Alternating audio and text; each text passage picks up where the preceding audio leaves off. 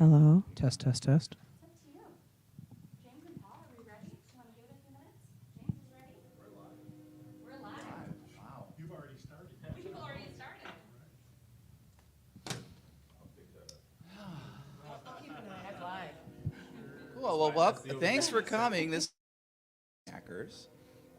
We've been getting together as a group for about 4 or 5 years now, and through COVID, it was interesting because we reverted back to sort of a virtual experience, and now we're hoping to get back on a regular basis. We do these every other month. We had done them at lunch time, but we figured, hey, let's try this 4 o'clock time frame and see if we can parlay that into cocktails afterwards and make it a nice networking event. But my name's Chad Muntz. I am with WLNS. I am the digital sales manager over there, so I deal with strictly digital targeting and sort of more advanced stuff. You know us as a TV station, but we're also a very big digital marketing company. I'm one of the founding members here, as well as Paul Schmidt with Uno Deuce Multimedia. He's another sponsor, and our wonderful moderator extraordinaire, Julie Holton with M Connections. We also have Symposia Labs as a long-term sponsor of this event, and we thank them for their support. And then On-Stage Visuals provided the microphones today, so thank you to On-Stage Visuals for their support. And of course, Courtyard Marriott is a sponsor of this event, and we thank them for the refreshments and cookies. And with that, I am going to hand it over to Julie Holton to introduce the panel. Julie? Thank you. Welcome, everyone. So glad to see new faces and actually see faces because we can never see you on Zoom or Facebook when we're going live. We are also streaming live, just so you know, so welcome to those of you who are watching us live or watching the replay. As Chad said, I'm Julie Holton. I'm the owner and principal strategist of M Connections Marketing Agency. Also, the new co-chair of Startup Grind Lansing, which focuses on providing resources for startups of all kinds. So if you have questions on that, or if you're working on a startup, let me know. We'll chat more about that. I want to dive right into our panel today and introduce you to these lovely ladies and gentlemen who are up here with me. It's interesting because one of the best aspects about Lansing Marketing Hackers, for those of you who might be new, is I think one of the best aspects is being able to get people together from a variety of industries that are marketing their businesses in very different ways. And so we've assembled a panel today trying to represent that and represent the group at large so that we can really dive into what worked this year. Coming out of 2021, it's been yet another transition year. I kind of wonder when these transition years after the pandemic will be over, if they'll ever be over, who knows. But it's been an interesting year, and we've seen a lot of growth represented by the people on this panel, a lot of ups and downs, I'm sure. And so today we're going to talk about that. I'm going to have them introduce themselves. One quick thought as we dive into questions after introductions. I want to open it up to you as well and have you be part of the conversation today. This is not meant to be a really formal, question and answer session. So we have questions prepared, but if you have questions, I'll kind of be looking around while they're giving answers and just kind of signal to me, raise your hand, and I'll have you come up so you can ask your question on the mic so that those who are watching through the live stream can hear as well, okay? So let's dive into introductions. Let's start with you, Siso. Hello, can you hear me? Hello, everyone. My name is Siso. I'm from Lansing. I have a media company, and that's why I'm here, aside from supporting my man Paul, who you all know does a lot of great things in the community. So thank you for having me. My name is Knarian. I'm with Habitat for Humanity Capital Region. That's our local Habitat for Humanity building here in the greater Lansing area. I stepped into my current role of information officer with Habitat in January of 2020. So my experience of marketing in the nonprofit world has been completely shaded by the pandemic and kind of this new environment. So I'm excited to share any experiences that I can to help us all here today. Hi, my name is Laura Castle, and I own a small business in downtown Lansing called Capital Hippie, and I make tie-dyes, and I market. And she wears her marketing, right? Yes. Love it. Hey everybody, I'm Mike Marriott. I own Opportunity Arts. We work with artists now throughout the Midwest. We have artists in Detroit, Kalamazoo, Lansing, Grand Rapids, Nashville, St. Louis, and Chicago. And so that's kind of what we do. We work with artists and help promote their endeavors. Welcome to all of you. I'm going to start by just kind of setting the scene a little bit, because before we can really dive into like success stories or horror stories, I think we need to know what your focus has been this year. Where have you really put your marketing efforts? So Mike, I'm going to start down and work our way back. Let's start with you. Where have you focused your marketing this year for Opportunity Arts and your artists? Well, for us, throughout history, people go where the jobs are. And so we've actually... we've took advantage of Lansing's geography. One thing that hit me this year was when I lived in New York, I worked in arts administration in New York.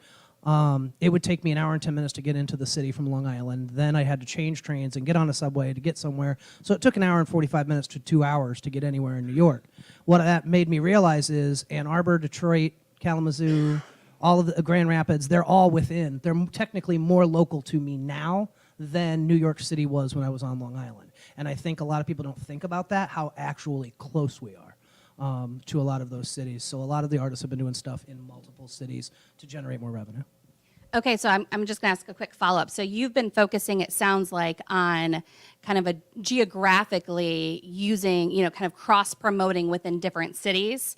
Are you, what forms of marketing have you been using as you've been doing that? Social media, obviously. Another thing that we do, Sarah Sanders is our body painter. She does a thing called Embody Your Business, where she actually will paint herself or a representative from the organization in the style of their business. She's done DLI, Kelly's Consignments, Capital Hippie. So if you get a chance to see those, they're really, really cool. And that's a cool way for her. And she tells everybody, this is a marketing expense. This is the same as if you bought a billboard. And I think a lot of people don't realize that there's that kind of different way. And I think that's what specializes us, is we have that it factor that nobody really else has. I think that's one of the cool things about artists, is their work is their marketing. And you mentioned the body painting. I know Paul from Uno Deuce did the body painting when he was celebrating 20 years in business. So that was a really cool way to showcase, really unique and different way to market that. Okay, Laura, Capital Hippie has had so many transitions this year, a lot happening for you. Fill us in, tell us what that's been like, as you've been growing your business, and then where you've been focusing your marketing. Well, it's been a roller coaster. It's been a lot of work, but it's also been a lot of fun. I make rainbows. So it's been fantastic. I was over at Middle Village Micro Market, and then in April, I moved across the street. Really hard move. It was like 20 feet. But so I just wheeled everything across the street, and honestly, the year's been great. Don't get me wrong, there's been ups and downs, but I've been in sales pretty much my whole adult life. So if I know one thing, it's that you got to celebrate small things. So I'd say it's all been pretty good. And the marketing that I've really been focusing on, I don't know, I've been focusing on a lot of it. But social media, I really started to, once I moved across the street, I tried to focus on the Lansing area, because I had grown my business prior to that online only. So I had shipped stuff like around the United States, and you can look at your insights and stuff, and I didn't have that big of a Lansing following. I'm nervous. But so I really focused on that this year with the social media. I've also done some news pieces and stuff like that too. Yeah, lots of news coverage. And interesting too, when you were at Micro Village Market, look at my words all twisted, there was a lot of kind of power of collaboration, I think, too, in that, because you have multiple businesses in that area. And I would imagine a little bit of a transition coming out of there, being in your own space. Are you also still selling online? Are you doing e-commerce as well? Or is it mostly just brick and mortar? Absolutely online, capitalhippie.com. But yeah, I'm doing both. And to be honest, it's been fantastic, because there have been many days, that are slow in person.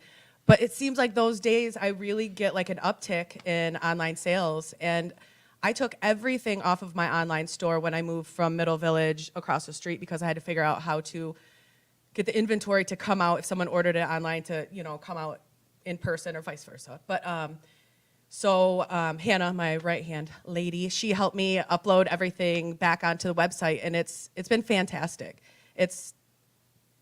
I don't know, like I said, on bad days, it somehow always ends up to be a good day because someone buys something online. Do you get what I'm saying? Absolutely. Okay. And already I'm noticing a theme. The reason why I kind of pushed a little bit more between Mike and Laura is, I remember before I launched M Connections, probably 6 years ago, I was talking with someone who said, don't just look at the Lansing market, look outside of the Lansing market, even when you're providing services in Lansing and about Lansing. And so obviously depending on your business and depending on what you do, I think that's a marketing strategy that really works for both of you to take what you're doing and then replicate it in multiple cities, or like you have the ability through the internet, of course, to market across the country. Rose, back to the original question, a little kind of set the scene for us on what you've been focusing on with Habitat this year. Yeah, Habitat for Humanity has historically been a very much in-person, word-of-mouth, grassroots type movement. So we reached people through our events and going to trade shows and hosting big volunteer events. So when all of that changed in 2020, we had to really take stock of what are our digital assets and how are we reaching people online now that we're not reaching them at other large events. And they were really lacking. So the focus the past few years, including this year, has been really to improve our digital assets to be able to reach the people who we maybe used to reach at an annual volunteer event, to reach them through our email newsletters, to grow our social media presence and attract new people who maybe haven't been aware of our message, and reach back out to those people who we'd lost contact with because they weren't coming out to annual volunteer events anymore, and bring them back into the mission of Habitat in kind of this different digital way. Does that resonate with anyone trying to connect with people digitally that you used to be able to connect with in person, just like us finally being together in this room versus only meeting online? Okay, tell us a little bit more too, just so we know for future questions as we're focusing in on what you've been working on. When you're talking about marketing for Habitat, remind us a little bit of the services, because I know you have, of course, the fundraising and the house building, and so you've got the volunteer aspect, but you also have the Habitat Restore. So for those who may not be familiar, maybe fill us in a little bit. Yeah, it's a really varied industry, so we're trying to talk to large groups of really different people. We're trying to reach people who are in need of our housing services, people who are looking to buy a home, repair a home that they already own, or in need of an accessibility ramp. And we're also trying to reach people who want to support those services, so people who are looking to volunteer, donors, corporate sponsors, and partners. And we also have a Habitat Restore, which operates to raise funds for our building mission. So we're trying to reach Restore customers, Restore donors, and people who are typically not people you find online. They're people who are DIY construction people who've been coming into the Restore for 20 years who don't necessarily already have that online experience. So trying to kind of be able to continue talking to them online while we're also reaching that new audience who maybe doesn't know that there is a Restore in Lansing or that there is a Restore in Williamston, and reach those people as well. Yeah, so huge plug for Habitat's Restore, especially this time of year. If you are a thrifter or DIYer or have someone on your shopping list who is, make sure and check out the Restore. Thank you for that, Julie. Or if you just bought a house. Or if you just bought a house. Okay, Siso, same question to you. Fill us in on, just kind of set the scene for us on what you've been working on marketing-wise this year. Where has your focus been? A lot of my marketing focus this year actually feels a lot less than it normally is. I'm used to a lot of output. I also live in a digital realm, and a lot of times I'm just creating a whole bunch of assets for the purpose of spreading awareness across a lot of different channels. But as I've been working on, scaling my business, a lot of what I've been thinking about towards the end of this year as well as the beginning of next year is, how does my business run without me? And what that looks like really has been, as difficult as it might be to say, changing my customer clientele. A lot of what I do is marketing other businesses that need marketing. But in order for myself to sustain, I had to begin the process of graduating to a client, honestly, that is able to give me more revenue. Now, I'm saying all that to say, I've been putting my attention actually in marketing less. Right? You actually see a lot less of me, of my business, and I'm actually talking with a lot less people because I'm focusing my marketing efforts on deep rather than wide. So 2022, I'm already forgetting what year we're in right now, but 2022 has really been a year of changing from wide, which a lot of people know me for, to, deep, which is for my business model. Instead of doing the same kind of marketing for a lot of different clients, what I've actually been honing my attention on is how do I do a lot of different kind of marketing for one client? Because your client or yourself as a business, you've got segmented customer markets, different conversations going on at multiple times. So I spent 2022 theoretically dialing down the amount of conversations I've been having and really dialing up the intensity and depth of conversation that I've been having, but not for myself, for the clients that I service. Hopefully that makes sense. I think that's an entire panel. Oh, yeah. I think we have to share this. Oh, okay. I think what he just said, I don't know for how many of you that resonated, but I think that's an entire conversation to have in 2023 because it's a huge change, I would imagine, for you to go from this really wide approach, as we heard, especially from Mike and Laura, to then really focusing in on that niche approach. So that's really interesting. And I want to definitely come back to that. Okay. Who has a success story to share? This is your moment to kind of like, puff up your feathers a little bit. Like, tell us about a success from this year. Okay, so this is literally the reason that I came here. I came here to tell this one success, all right? So do a lot of marketing. Really what that means is in the past I went to a lot of parties, which means I know a lot of people. Parties like networking events, but I know a lot of people. That's how I'm able to market. But with the pandemic, we have not been able to gather and convene like we normally have. And each year we think that we're going to get back there again, and we don't. But this year, I threw a party in an alley. Guess what? Pretty much nobody was there. It really wasn't. And like half of this room is like all of the people that were in this party. Like he was there, she was there, you were there in spirit. The main reason I'm here, though, is because Paul came through Uno Deuce, and my favorite part of this success story is, as a business, you being me, I benefit from case studies and live examples of people who are scaling and growing their business already in ways that I would like to. Paul has been very elemental in just sharing his perspective, listening to mine, but then empowering me in ways that he can.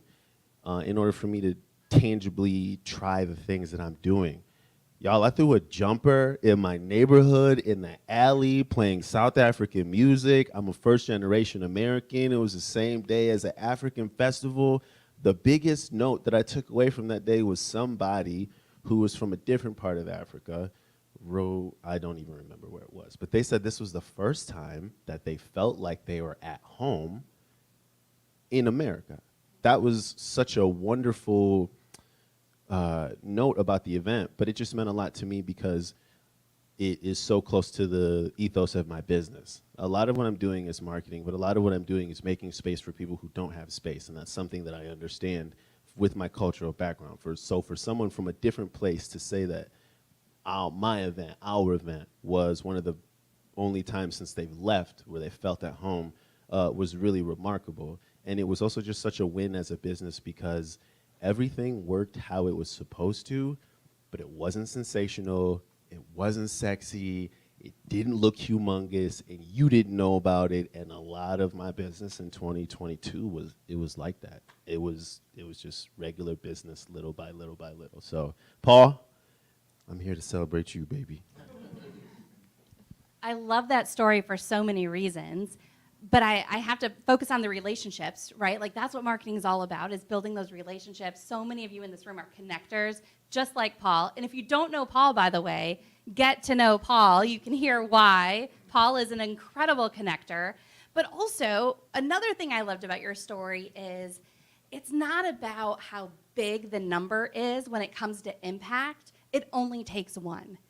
I mean, it could be one connection in this room, making one person, helping one person feel connected to home like you did. It can take one person seeing an ad, seeing the right social post, seeing the right email to make just to change the whole trajectory of your business. So I love that emphasis on making that quality connection.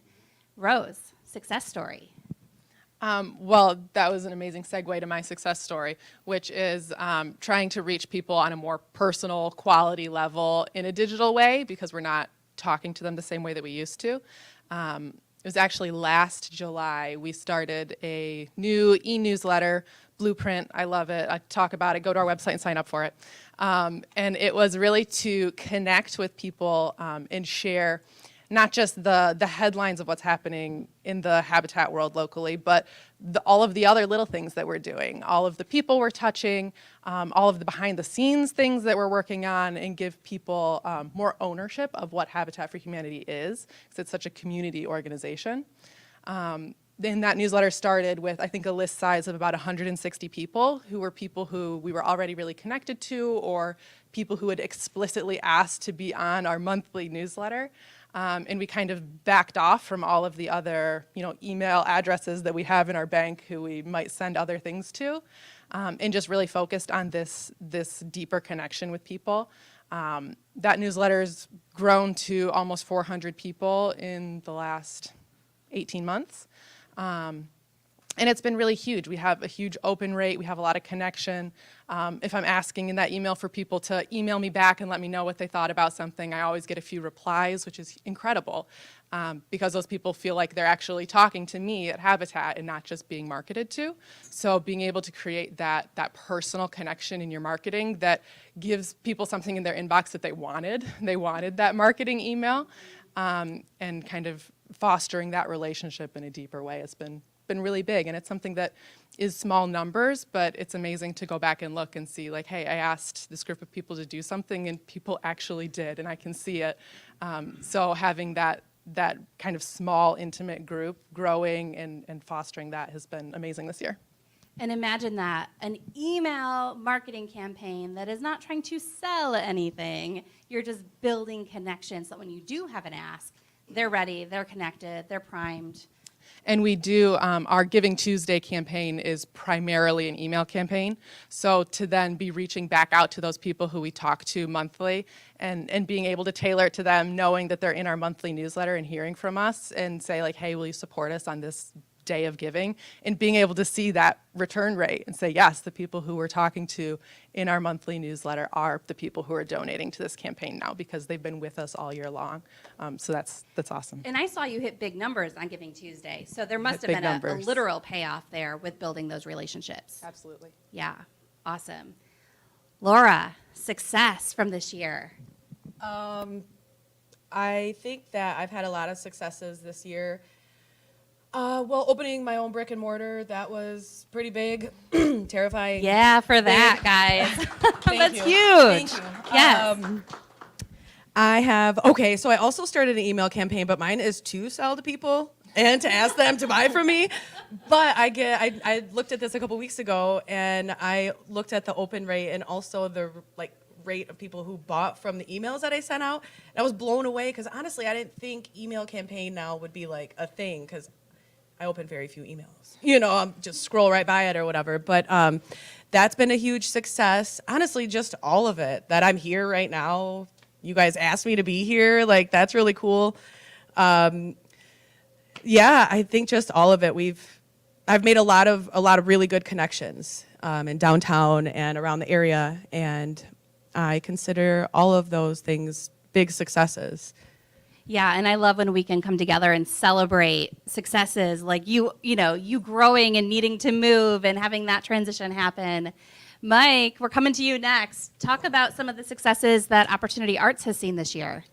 So we helped promote 3 different events that were very unique to each other. So we did Rooted Reverence, which was a community festival in Mason.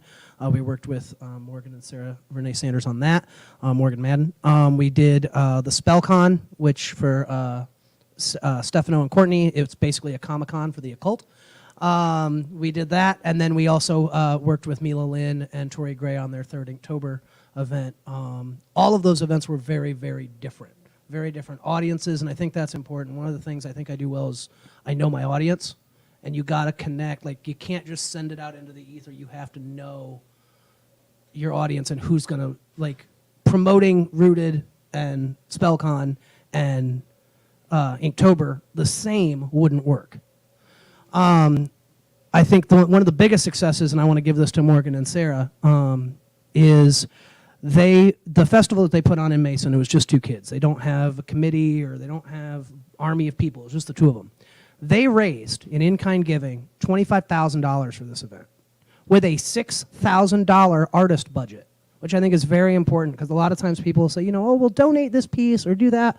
And they were like, no, we're gonna, this is an industry, and they put that together, and they got a big seed of money from the Downtown Development Authority in Mason to put this event on, and then use that money to build sponsorships on top of, to bring in that revenue. And it was a successful event. It increased the population of Mason by 10% that day. The local businesses on the square saw an uptick of 47%. And these are all things that these kids are noticing. Like, so that I thought was pretty cool, is to watch somebody who maybe not be and now they're both arts administrators and work for Opportunity Arts. Like, they didn't know they were arts administrators. And I'm like, no, you have a gift. So, so hiring them was probably one of the best decisions I made this year. Well, and this is the first time events marketing has come up so far in this conversation. Talk to us. I mean, like, here we are. We've got a great group here today. Very different group. Well, not very, like, different people, but I mean, smaller than we saw before the pandemic. It's been at least a year since we've all been together in person, Lansing Marketing Hackers. Events marketing has really changed since before the pandemic. And I hate to keep comparing things like before and after a pandemic, but it's true. A lot has changed in our world. Talk to us about what has changed for you in events marketing, maybe some of the challenges that you've faced and how you've gotten around them. As far as the challenges of event marketing? Yes. Okay. I think just reaching that audience and finding it and figuring out ways to reach it. A lot of the artists that we work with are in their 20s and early 30s. So we've focused a lot more on a younger audience. This may be a surprise, but a lot of kids that are 18 to 22 years old do not want to engage in fun for the whole family. They're away from college they're away at college for the first time, and they want something cool. They want something exciting. So that was kind of the thing too. And when you have somebody, and Siso can attest to this, somebody like Amila Lynn or Christina Castillo or somebody like that, like, you don't need to bring the cool. They'll bring the cool. So I think that's an important thing too, and just knowing what, you know, who you want to attend your event. You know, like. And different ways. Again, in Rooted, they put Allie, who's a steer wheel spinner, out on the corner of Ash and Jefferson because a bunch of people are driving by like, is this a farmer's market? Well, when you see a steer wheel spinner spinning around, you're like, that's not a farmer's market. So it made them stop, and we had a bunch of walk-up traffic that way too. So, sorry, long answer to a short question. No, that's perfect. What metrics do you use to measure success? I think success, depending on your campaign, can mean so many different things. What is success to you? What metrics do you look at? I mean, to me, it's financial. It's, can you, as an artist client that we work with, can you sustain your career doing this? Kylie Kellett partnered with Lansing Promise to do a big piece, and that was one of the biggest paydays she's ever had. And it was also a way for her to get money for Lansing Promise because she's a Lansing Promise scholar. That was her way to give back. But also, it wasn't just, I'm going to give this to you and walk away. It was, no, let's partner on this. I'll make a piece, you guys take home profit, we'll take home profit, and we'll go from there. So I think that's kind of, to me, it's got to be financial in our industry, and that's kind of what I tell a lot of artists, like, and it's a different mindset. If you're a hobbyist, it's a different mindset than if you're doing this for a career. Like, there's going to be days you don't want to do art, but you have to. Siso, I want to bring this question back to you because you were talking about really focusing in, not marketing to the masses or marketing, in a lot of different ways, but really focusing in. What metrics do you look at when you are deciding what you're going to do as you focus in? Many times, it's like reverse engineering. I can't know what is successful unless I know what the objective is, and most times the objectives are not mine. The objectives are the client.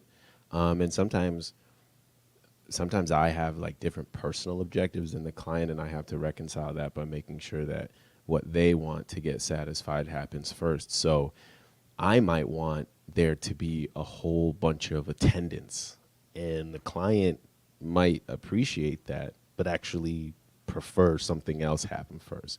And so if we do something or try to market something and it's well attended, but the outcome that they needed satisfied is not, it's not a success. So what success is looks different based off of what the intent is. And I spent 2022 honestly trying to do a better job of figuring out what is actually successful before we run and take over the world, because I'm fortunate enough to be excited by what I do. And a lot of what I do is sensational and splashy. So sometimes you can make a big noise, but not really be effective. So making sure that you know what the desire is at the end is how you ensure success, whatever that looks like. You know, on the other hand, sometimes I might not feel great about an event, but if I look at the metrics, right, let's say it didn't look like the room was packed, but the client made the amount of money that they needed to make that day, that's successful. And along the lines of celebrating everything, the small things, every single thing, you can find success even in the little things. Rose, I'm going to ask you the same question because I'm curious. You mentioned even with your email marketing, you know, growing the list to 400. Depending on who you're talking to or what business you're talking about, 400 can be huge or 400 could be a drop in the bucket. So how do you measure success? What metrics are you looking at? I was really hoping you wouldn't ask me this question because that's such a How challenging many of you thing. hate metrics? How many of you love metrics? It's so difficult Data-driven to really people in the room. to really answer that question because, you know, our email marketing, sure, we have really clear metrics and it's really evident what's working. Social media, it's really evident what's working, what's engaging people, but you try a new coupon in the Restore and you tell people all about it and then you're trying to track, okay, how much did that actually impact our Restore sales? How many more people came through the door? How many more people just know about the Habitat Restore now than did before? That's a lot harder to really track and on a long-term scale. So the really clear digital marketing channels, those metrics are great. We love to have them. But all of the other things that we're doing, an appearance on the Morning Blend, you know, we got a story in the news. How did that impact people's attitudes about Habitat? Are they more likely to support us in the long run? I don't know. And that's a really hard thing to be. I feel like I'm yelling into the void all of the time. It's like I put all this stuff out there and I don't know what impact it's going to have long term. So that's really hard. Wait. So for all of those people who love metrics, you're telling me the numbers don't always tell the impact? Well, the biggest number is time, right? The biggest number is time because your metric is relative to what? Is this data point relative to a week, a month, a year? Are you running something new? How many times have you run that? Do you really know the numbers that you got prove what you'd like them to? Really, it's a lot of hypotheses. It is. And it's all about the conversion of those numbers too, which another metric we love to talk about. You know, shout out to Paul's team with Habitat, worked on the Restore Roadshow, a series of videos that was really fun. M Connections worked on the social media marketing of that as well. But we were talking about metrics throughout that entire campaign because when you have a video that you then share on YouTube and across all the social channels, and maybe you only get 100 views, it's only like we want to be YouTubers, right? Like we're our million viewers, subscribers, subscribe down below, or whatever the kids say. But all it takes, what does it take? You know, what percentage of those viewers actually started talking about the Restore, showed up to the Restore, brought donations into the Restore, purchased from the Restore? You know, so again, it's, you know, what are the actions being taken behind those numbers? And that can be really hard to quantify without more data, without being able to track that. Okay, and if any of you have questions, raise your hand, yell at me, let me know. We'll have you come up here, grab the mic, and jump in as well. Laura, I'm curious, and I'm gonna ask everyone, any new ideas you're thinking about for next year? Have you even had time? And I know, like I asked this of the business, you know, one of the business owners first, because I don't even know if there's been time yet to stop and think, right? But what are you thinking about for 2023? Anything new or anything that you're going to expand or anything that's been working that you're just going to keep doing? What does 2023 look like? I don't know.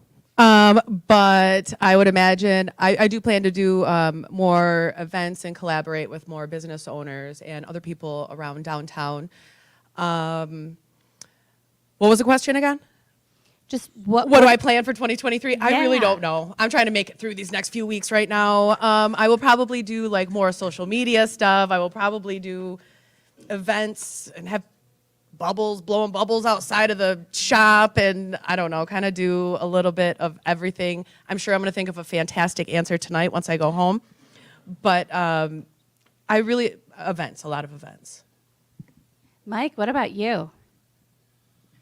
I mean, the secrets you want to share, that is. Right. Any sneak peek behind the curtain? But really, big picture wise, what are you looking at that, our audience can benefit from hearing? What's on your mind? What looks interesting to you for 23? I think more of a regional expansion into more Michigan cities, and then Chicago, Fort Wayne, Toledo, Cleveland, and having more of those reach. I've noticed a lot of the artists that we have are now.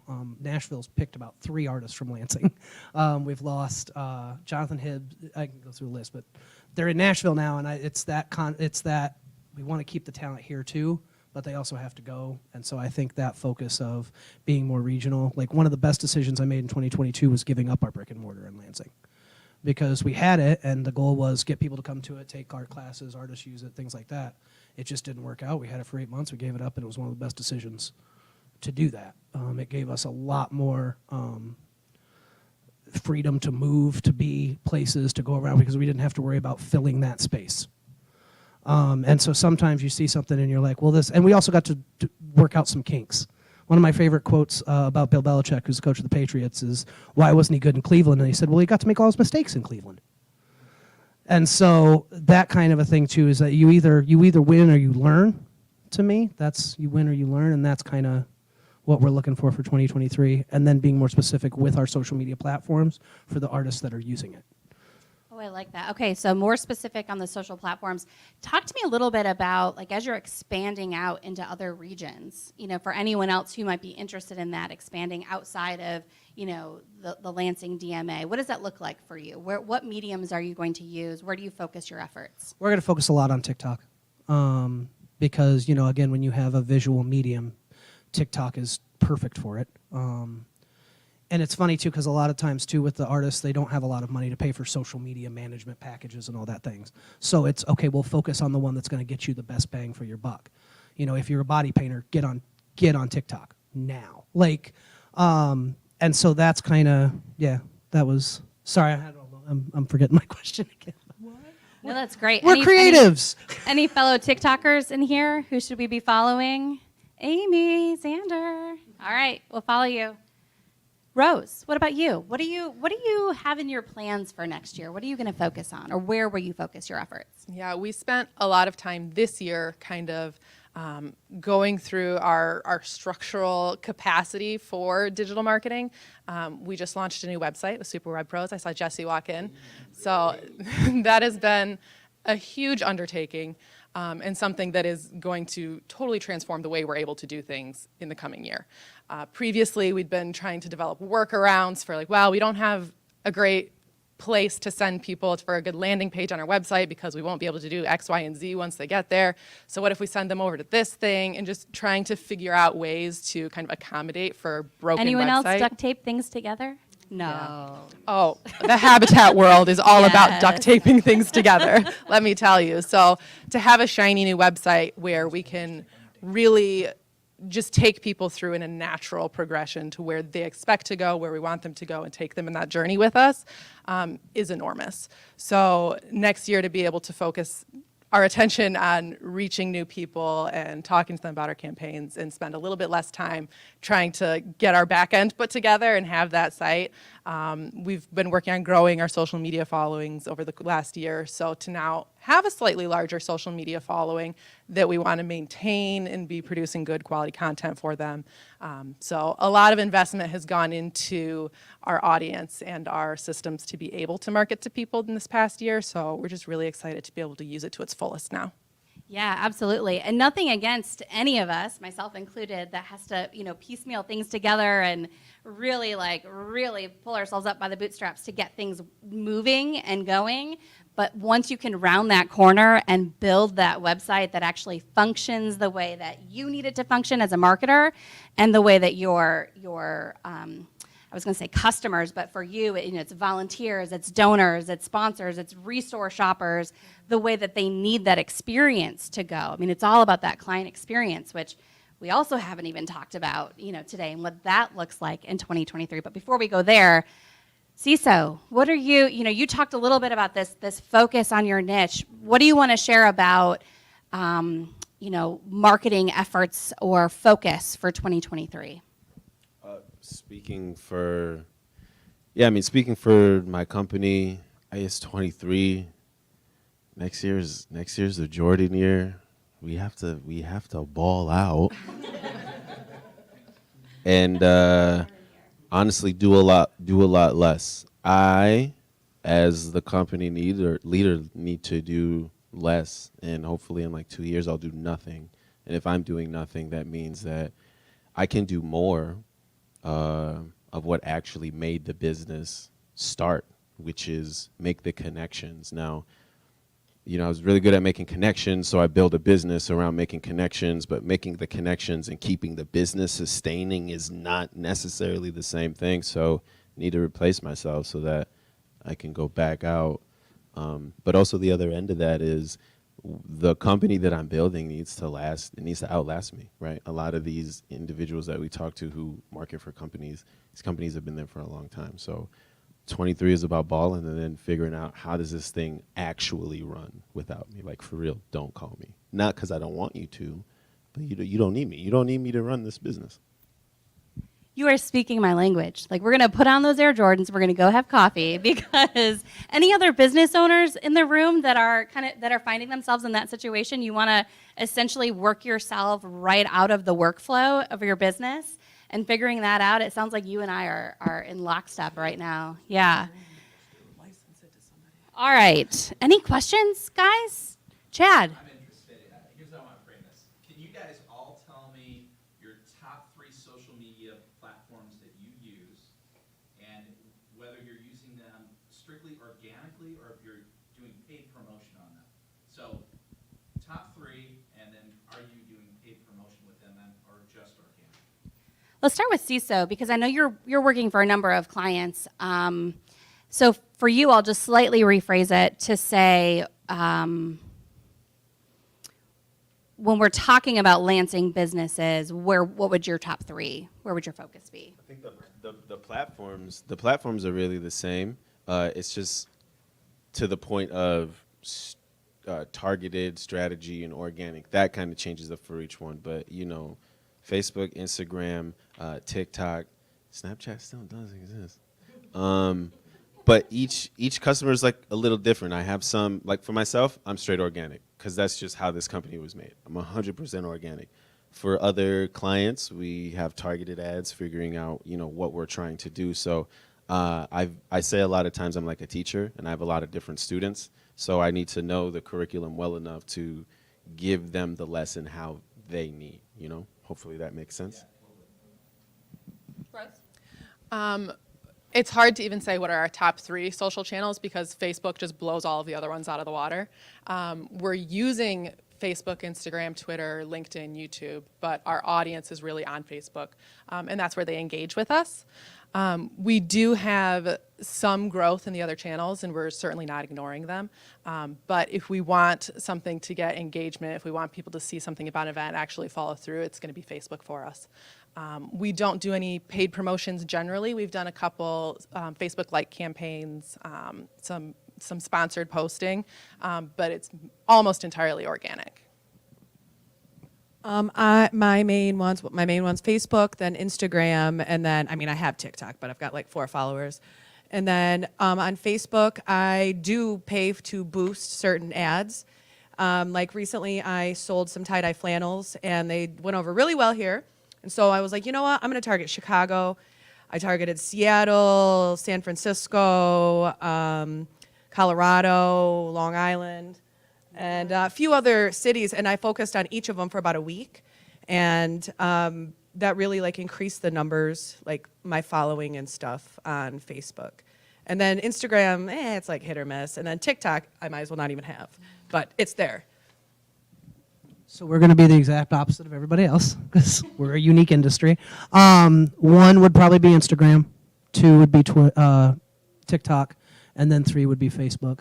We actually have a couple artists who don't even have, like they'll have a Facebook literally to manage their page, but where they're, again, we work with 20 and 30-somethings. I was going to say, I imagine their audience also does not have Facebook. Yes, and it's I think too, even in art, like you look at age, like if it was a different art organization that was maybe older or was more for older artists, those media platforms would flip. Facebook would be more to the top.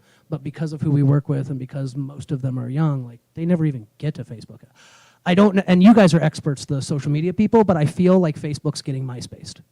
If that makes sense. I wish MySpace was still here. I mean, I like that we had our own theme music. That's what I like too. Yeah. But I feel like there's a little bit of that. And again, most of the time I just defer. Our social media manager lives in Chicago and she's the expert. And sometimes you don't have to be the smartest person in the room if you fill the room with smart people. So I realized. Say that again one more time, because we were just talking about that. You don't have to be the smartest person in the room if you fill the room with smart people. Like I realized real quick, I'm 42 years old and completely out of touch. But I have a 27-year-old cousin who's managed social media for Hertz, and she wants to do this.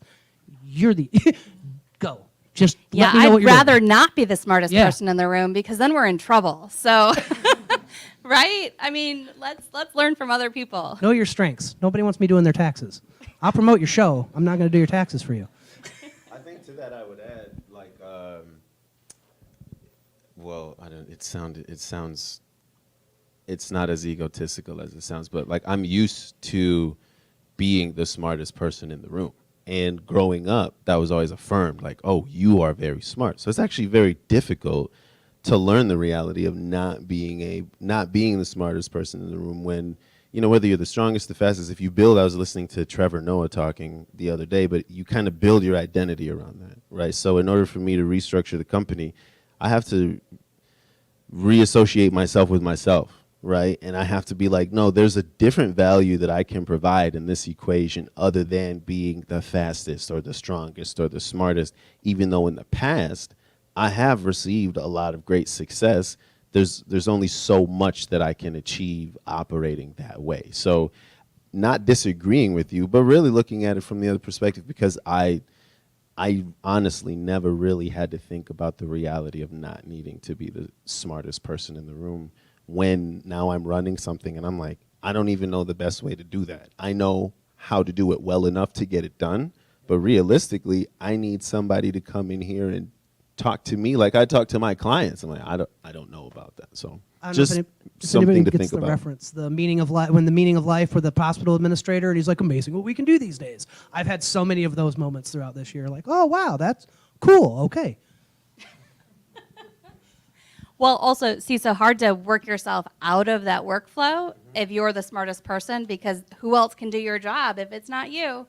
Well, realistically, a lot of that is so in my company, one of the ethos is our favorite thing about entrepreneurship is the entrepreneur, but the company is going to be a direct reflection of the entrepreneur or the entrepreneurs in it, and that's how you form culture. So if I'm producing a culture of I have a hard time passing the rock, I'm gonna attract people like that. But then when the situation calls for me to distribute whatever it is, the power, the wealth, the knowledge, the opportunity, not only am I gonna be holding on to it because I'm not used to working with people, but the irony is I'm going to attract people who reinforce that same personality. And then this is how you get into situations where there's a nice organization and you notice, though, that there's like turnover. And people are like, well, that's nice and it's good and there's got to be things going on there, but there's something about the culture in there. And 2022 has actually been really a challenge to swallow the fact that I determine the culture for the company. So the things that people say about this entity, on some level, that's me, you know? I wonder if Elon might be watching our live stream right now. The culture of a company reflects the leadership at the top. So all the people leaving Twitter or who were told to leave Twitter are leaving to make room for more people like Elon who want that culture, And right? but that's the lovely thing about business. You will always find someone who will buy your product. Yeah. You will always find someone who likes it how you like it. And that's the only person those are the only people that you're here to serve. And that's how I reassured myself about going deep instead of going wide. I think we have a question. We do. And by the way, I'll just insert my own opinion because I'm the moderator and I can do that. I don't think anyone should be leaving Twitter. I'm just going to say it. We need to see how it evolves. Now, the only exception is leave Twitter if you're making a political statement or a statement about whether you like or dislike Elon Musk, right? But as far as marketing, and as marketers in this room, we shouldn't make our clients' marketing decisions based on our personal beliefs unless our personal beliefs are driving the culture of our own businesses, right? But I'm just saying from a marketing standpoint, ride it out and see what happens. Always. Jesse. Plus Twitter's matching the first $500,000 to $1 million you spend on Twitter ads. Well, there you go. Kind of cool. Mike, I'm curious if you guys have any artists through Opportunity Arts that where the channel is the medium. So I've got a buddy here who I met, and I met him sort of randomly, asked him, hey, what do you do? He tells me I'm an influencer, and I laughed out loud because like, what does that even mean? And he shows me he's got 1.5 million followers on TikTok, right? And he does campaigns with Chipotle and these other things, and makes crazy money doing this. And it occurred to me when I was talking with him and kind of seeing how his whole production process, that this is his art, and he's making a really lucrative living doing this. Do you guys have any artists in your network where they're not using social media as the channel, but it's actually the medium for the art? I'm kind of curious if there's more to that. No, I don't believe, not so much. I don't think, we're still very regional. So I think the fact that they're like, again, with influencers, because again, Hannah talks to me about influencers all the time, and I'm just like, okay. But I think as we grow out and expand, that'll probably happen more. But as of right now, I still think everybody's trying to find their way on that. I wonder if it's a medium that's not, like, we don't think about it as art, because we're used to pictures and painting and, whatever, writing, Allison does writing, right?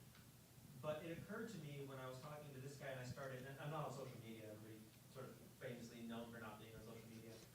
So I started looking at some of these things, again, not because I'm entertained by it, but because I'm always interested in progress. And I started looking at other creatives, they actually can call that in the industry. They're called creatives, right? Creatives on YouTube, creatives on TikTok, creatives on insert platform there, where the platform is the art. And that was kind of a really interesting thing to kind of think about. And when I started listening to you talk about artists and different mediums, it's like maybe there's a void for you guys to fill where you're helping people discover that art. Because we talk about artist sustainability. If you can build an audience on one of these things as the artist, I mean, you're writing your own ticket. And there's monetization in that, in and of itself. Right. Especially now with Instagram paying creators, businesses, as well as individual creators to create reels. And you can get paid bonuses based on creating content that's on topic for what they're looking for by the number of viewers. And you don't have to have 1 million followers in order to be paid these bonuses. You could actually have a reel with only a few hundred views, which actually is not that hard to do. I don't know, those of you who haven't started creating reels, look into it, because if you create just if you post a photo on Instagram, and you might get, depending on your following, I know for M Connections, we might get a few dozen, people that will see the photo. We post a reel and we get thousands. Now, we talked about numbers earlier. Those thousands are not calling us to hire us to do their marketing, but that also feeds into how many more people are going to see the next content we post and the next content we post, et cetera. But also, now Instagram has rolled out this concept of paying creators for their creations. And so I think that could open up a whole new world, in addition to, of course, the sponsors, like you mentioned, Chipotle. And I was joking with Jesse earlier that you could just pay me in Chipotle and that would work for me. But I guess some people get paid money from Chipotle to create. So just a lot of opportunities out there. Yeah, I just Laura. wanted to say that a couple months ago, Facebook actually offered that to me. So I'm making money off of Facebook, literally, and they paid me too, because I was like, I am not going to believe this until I actually see the money in the account, and it's happened twice. Like, I almost paid my rent.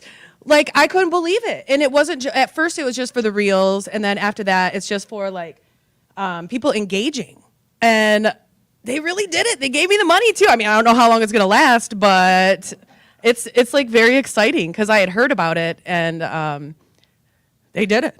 I'm not on like they haven't asked me on Instagram yet, but just on Facebook. Yet. Well, this is going to segue us into my final question because what I want to ask each of you, and I also want to include people in the room, I want to just share what is one way we can help support you in the coming year. If there's a way, I mean, I'm not going to make people say if they don't want to, but what's one way we can support you in the coming year? Because I think one thing that Lansing does really well is we support our fellow businesses. And so obviously I'm going to speak for Laura before she speaks because you can add to this, but go follow her on Facebook and engage with her post because Facebook is paying her for that. So that sounds like a great way to help Laura in the coming year, aside from visiting her store and checking out her posts. But Mike, let me start with you. We'll work our way back. How can we support you and help support your artists? To me, I think it's, and I guess we'll talk about the Lansing market, is valuing art and understand that a middle school kid that does art is not Mila Lynn. That's a fact. And I think that's one thing that we've had a struggle with here that I want to get better at is explaining value. I see a Mila Lynn piece in this room. It's one of 12 that exist. That's it. And that's, I think, the one thing is valuing art and valuing the artists that are doing stuff here. Because if we don't value the artists, they will not be here. They will go to Nashville, they will go to Chicago, they will go to Detroit. If we want to hold on to our talent, we have to financially support artists here. And they will make you what you want. It's not like, I'm not saying go buy art because, oh, go buy art, it's the right thing to do. No, go buy art because you need a piece to, center your living room. Go buy art because it will make, it's a conversation piece. There's other things you can do besides, well, I'm going to buy this piece. Invest. Laura, how can we support you? What you said, and stopping into the store if you're around, stop into an event if you're around, just be nice.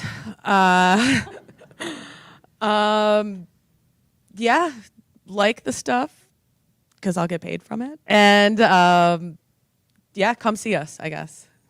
And maybe go to the Lansing Marketing Hackers Facebook page. That'll probably be the easiest way.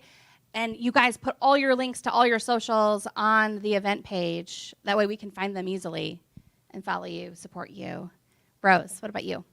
Yeah, I'm excited to hear other people's answers to this because the only biggest thing that jumps into my head is to just hype each other up on social media.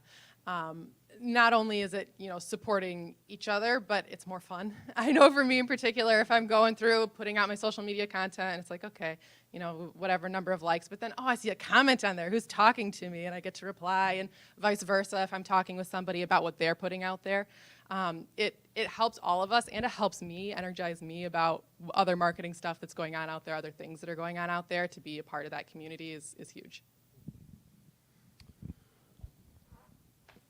Okay, this one's a little difficult for me because I don't classically receive help, assistance well. Plus, it's like kind of meta because my business is to help people. So when people try to help me, I'm like, no, let me help you. It's also interesting, like, I'm looking in this room and I'm seeing some familiar faces, and honestly, on some level, like, I feel so supported, like, already. But as far as the company, like, remember the name of it. Remember that it's an amalgamation of 3 words that I really like: Lansing, art, and business. They smash together and make Lanartbus. Like, the biggest assistance would be to follow it. Yes, because that would make me feel good. But, I really like what I'm doing, and I really believe in the people that I'm trying to assist. So when I put stuff up there, like, if I suggest, you check someone out, assist me by checking them out. Or if I suggest that you purchase something from someone, yo, assist me by doing what I tell you to do. Because it's my job to make sure that the things that I'm trying to influence people to do are appropriate. One of my goals is to be the most influential person in the city, so what would be really helpful is, submit to my influence, right? But do a majority of the things that I'm suggesting that you do, because I really believe in them, but like they're good. I'm not going to tell you to shop at a bad business. I'm not going to tell you to eat bad food. I'm not going to tell you to check out a place that isn't cool. Don't just look at it for the sake of looking at it. Like check into it. And don't like my post. Click the profile of the person I put in there and like that stuff, honestly. Yes, like the post, share the post. I can't tell you how many people will say to me, "Oh my gosh, I saw that thing you posted and that's so cool." And I'm like, "Why didn't you like it?" Because then other people in your network would see that and like it. There's a heart function in the corner of every story post on Instagram. If you like it, heart that, and then also go to the post and heart that. I know it's not that difficult because I do it. Mike, yes? And if Last word? someone is promoting an event on social media, go to the event. Don't just like the post and be done with it. That's not good enough. Go to the event. Or send money, yeah. I mean, you know. And if you can't I gotta go go to Metro Retro and get more suits. Come on. No, I'm just kidding. Go ahead. I would say if you can't go, but you wish you could and Yep. want to support the event, hit maybe. Yep. And then your whole network's going to see that Rose is thinking about going to that event, and they're going to be interested too. So that's a huge way to support it, Amen. if you can't go. Yeah. So. And the more that we like each other's posts and stuff, the more that people will see it in our network too. So that's always good. I can't believe I'm 40 years old talking about liking posts, but here Just we are. like me. Well, on that note, guys, it is time to wrap up. We do have happy hour following, so let's continue the conversations downstairs at the bar. And for all the new faces in the room, let's make sure we connect. Thank you guys so much for coming today and Thank sharing you, your Jean. stories. That's right.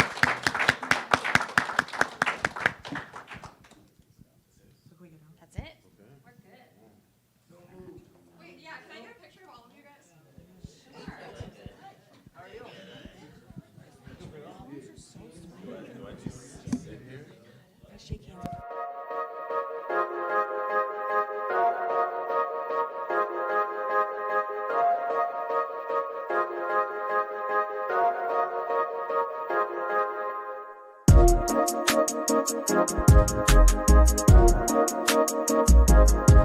Thank you.